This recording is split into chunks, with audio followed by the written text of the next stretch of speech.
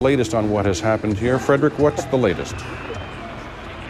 Well, Stephen, right now we're still seeing scuffles going on here in Rostock, in this place where the demo is going on. Basically, what the police is doing right now is they're trying to cordon off the area, especially using water cannon trucks that are moving into the area right now. We just got a dose of the water that's in those water cannon trucks, and it's filled with tear gas, and you can really see those protesters here coming around, their eyes tearing, and still a lot of this violence is going on. A car was set on fire only about half an hour ago, and the fire department had to come in here and put that out. And still, there's protesters gathering here, throwing rocks, throwing bottles at the police, basically throwing anything they can find at the police. One thing that I've seen is protesters destroy the sidewalks, the pavement, and sort of break those apart and use those to throw at the police as well. So these scuffles here are still going on and probably will continue to go on for a while, Stephen.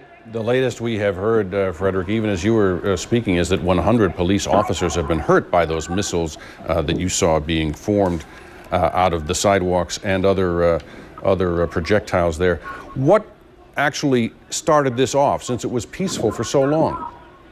Well, that's a very good question, and that's one that the police at least hasn't been able to answer just yet. Basically, we saw what happened when it was going off. What happened was that the police was sort of amassing in front of the protesters, and all of a sudden what happened is the first bottle flew, the first rock flew, and then the police responded, and then all of a sudden it all turned into a full-blown riot, and that's basically been going on off and on for about the last 2.5 hours. So what the police is telling us is that they believe that about 98% of the protesters that are here are actually very peaceful people that don't want to see any violence here, but they're also saying that these people are being infiltrated by sort of more radical elements, radical groups, smaller groups that really do want to see violence here. And what they do is they'll throw that first rock, they'll throw that first bottle, and then they'll just wait for that riot to start happening.